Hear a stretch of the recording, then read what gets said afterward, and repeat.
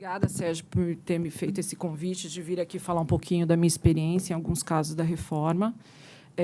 O Eduardo também foi um grande incentivador para eu trazer aqui algumas coisas que a gente já está sentindo na prática com a reforma trabalhista. E aí, dentro desse desafio, eu fiquei pensando o que eu vou falar, né, quais são os pontos que eu vou trazer aqui que já surgiram com a reforma e que podem contribuir com as empresas que estão aqui, enfim, com todos nós que vivemos e lidamos com o direito do trabalho no dia a dia. Eu pensei em 2 pontos, e um deles é a terceirização, outro é a prorrogação da jornada de atividades insalubres, que são 2 pontos que vieram com a reforma e que assim, um deles, que é a terceirização, eu não tinha um direito posto, eu passei a ter um direito posto. E o outro, na verdade, eu enxerguei que a legislação ela foi contraditória entre si, e aí o que a gente faria com essa contradição que a própria lei trouxe, que a própria reforma trouxe. Tá? Então, eu vou começar pela terceirização. E agora, hein? Acho que eu fiz errado aqui. É isso. Tá. A reforma trabalhista ela trouxe a terceirização, primeiro, lá no começo do ano, eu não me lembro direito o número da lei, mas ela veio mesmo postada, concretizada na 467, na 13467. Foi ali que ela efetivamente foi autorizada. Então, ela veio autorizando que as empresas terceirizassem suas atividades, sejam fim ou não só no contrato temporário. E aí, ali, eu trouxe o dispositivo e ela fala que a empresa poderia terceirizar todas as suas atividades ou partes das suas atividades, não falando se era fim ou se não era fim. Então, a terceirização foi colocada nesse arcabouço jurídico. Quando que foi a autorização disso? Salvo engano, é 11 de fevereiro de 2017. Muito bem. Só que, olhando para isso, veio um impasse que eu percebi ali, né, ou, pelo menos, pude lidar em alguns momentos. Muitas empresas, a despeito de existir agora uma autorização legal uma autorização legal, não, né? Uma legislação autorizando a terceirização, muitas empresas tinham ou um TAC ou uma ação civil pública que elas não poderiam terceirizar as suas atividades. Então, assim, surgiu um dilema. O que eu faço aqui? Eu posso, porque veio uma lei, e se eu tenho uma lei, eu posso, né? Vamos lá, não tinha uma lei antes que dizia, agora tem uma lei que pode. Mas, por outro lado, eu ainda naquele modelo jurídico anterior, eu não podia, por quê? Ou porque eu tinha um TAC que eu assinei, ou porque eu tinha uma ação civil pública que me falava não faça isso, ou seja, não terceirize suas atividades.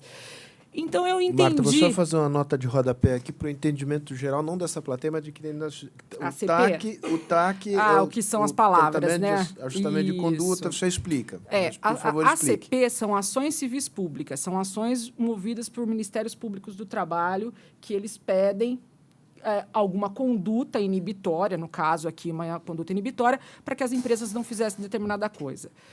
TAC é termo de ajustamento de conduta, que você também assina com o Ministério Público do Trabalho, deixando ou praticando determinadas condutas. Ou eles falam, ou não pratique determinada conduta, ou não pratique determinada conduta.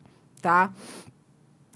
Então, eu percebi nessa situação que as empresas ficaram numa celeuma, né? Ou ela põe a lei ali, ela aplica a lei que autorizou, ou ela tem lá aquela tela inibitória que não deixava ela fazer nada, ou naquela ação civil pública, ou naquele TAC.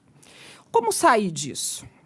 Aí foi o grande ponto que a gente começou a estudar e a gente entendeu que existe, sim, um caminho para isso. Ou você vai naquela ação civil pública que você tem e faz um pedido para revisão da decisão, né? Você vai até a ação civil pública e fala, se ela não estiver ainda sendo julgada, se ela não estiver ainda estiver sendo julgada, eu quero dizer, não tenha sido irrecorrível ainda a decisão, você pede uma revisão daquele julgado. Você faz uma análise para que o Poder Judiciário revisite a decisão à luz de uma nova legislação que está sendo colocada. Certo?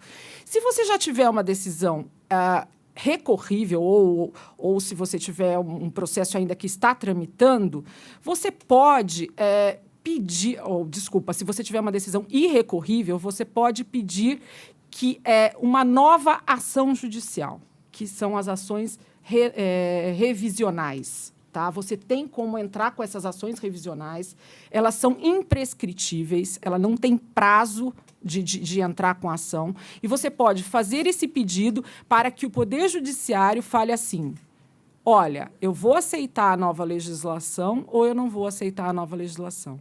A gente estava debatendo um pouquinho antes de vir até aqui.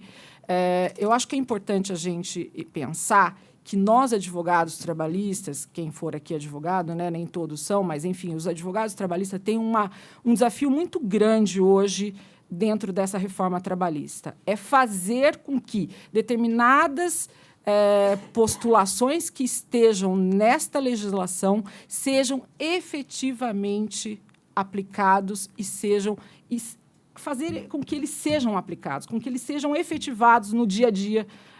O que não dá é achar que, porque eu tive uma decisão que eu não podia terceirizar, ou porque eu tive uma decisão dentro de um termo de ajustamento de condutas e dali nunca mais eu posso terceirizar. Esse é um ponto que é importantíssimo de a gente ser debatido e ser discutido. Eu não posso transformar a minha relação jurídica que estava numa realidade anterior ad eterno. Nem a gente é ad eterno, né? Nem os contratos são para sempre. Eu não posso transformar uma relação jurídica decidida em ad eterno.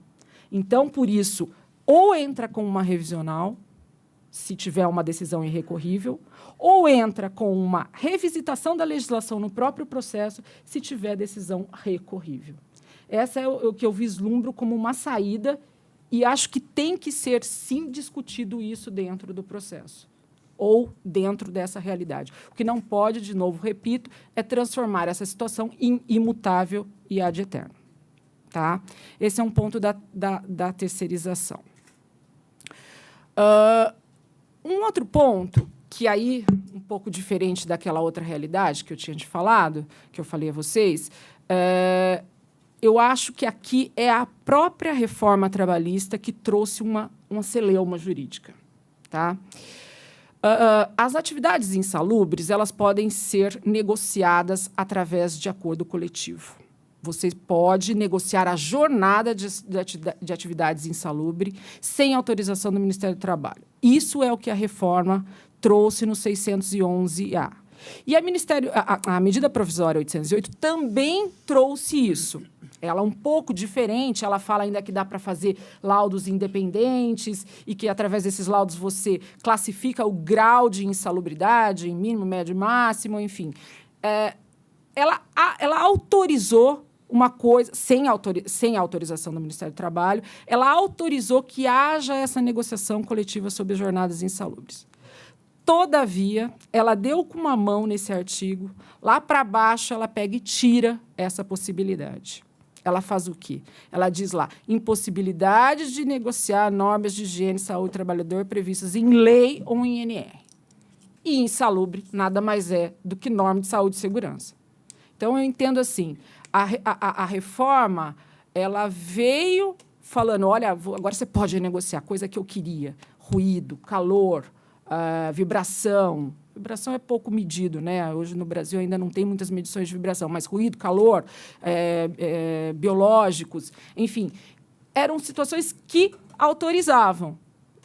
Falei, nossa, agora eu estou uma metalurgia que tem ambiente insalubre. Olha que coisa, agora eu posso negociar e não preciso do Ministério do Trabalho me autorizando para fazer isso. Mas lá para frente ela tira. Como sair disso? De novo, vislumbro que aqui, se você tiver isso, antes dessas duas hipóteses que eu coloquei aí, acho que o grande ponto aqui é negociação com o sindicato.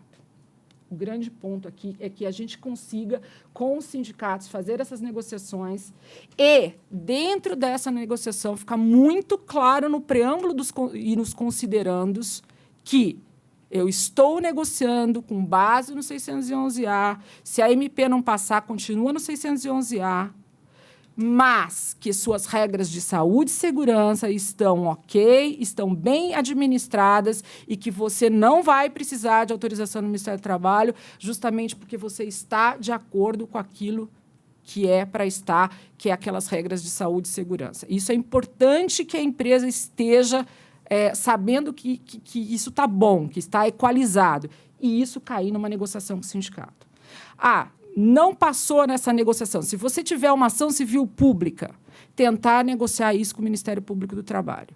Hoje, as negociações com o Ministério Público do Trabalho, elas estão ainda um pouco travadas, né, Eduardo? Eu não sei aí se você já teve algum momento de exposição com eles. O Ministério Público do Trabalho, eles, do mesmo jeito que o Poder Judiciário, eles estão um pouco refratários à reforma trabalhista. Mas existem alguns procuradores que estão, sim, entendendo que existe muita coisa boa dentro da reforma, que o negociado sobre o legislado está valendo. E, quando você chama esse ente para a mesa, eles se sentem até mais confortáveis. Isso eu já percebi dentro de algumas negociações. É o negociado sobre o legislado e você chama ele para negociar. Ele se sente confortável. Você fala, olha, você está me chamando também, você põe o sindicato, põe o Ministério Público para sentar e faz a negociação com ele. Se você tiver, de novo, um termo de ajustamento de conduta, também numa negociação com o Ministério Público, ou, de novo, uma revisional. O que não dá, levando em conta essa celeuma que a própria legislação trouxe, é eu ficar nesse jogo dividido. Eu posso e eu não posso. O que eu acho, na minha opinião, ainda muito... a gente tem que ficar falando mesmo, né? De novo, o advogado está aqui para isso, mas eu entendo que assim, a gente tem que colocar esse problema na mesa ou nos processos judiciais, porque é dentro desses processos que o advogado ou a empresa que trazem os problemas para o advogado, nós vamos conseguir fazer com que a jurisprudência venha a ser sedimentada, e o trabalho é muito grande das empresas. Dos sindicatos, dos empregados também, mas das empresas também, em fazer com que essas normas postas agora venham a valer. Esse é um grande ponto que eu acho que é o nosso trabalho primordial hoje, fazer com que essa legislação tenha eficácia, mais do que tenha vigência, eu entendo a palavra da eficácia, que ela surta efeito no mundo prático do dia a dia. Então, esses eram os dois pontos que eu queria trazer aí para vocês, que um é a terceirização, não acho que as empresas podem ficar paradas nessas decisões, porque uma nova regra surgiu, e outra é a prorrogação das atividades insalubres, sem autorização do Ministério do Trabalho, em que a própria norma dá na linha de cima e na linha de baixo ela te tira o direito. Seja como for, negocie com o sindicato, negocie com o Ministério Público ou ajuizem ações. Mas vamos discutir a possibilidade de negociar essas jornadas com base no que eu falei aqui. Saúde e segurança como argumento máximo redondo dentro das empresas para que a gente possa, com isso, fazer valer as negociações.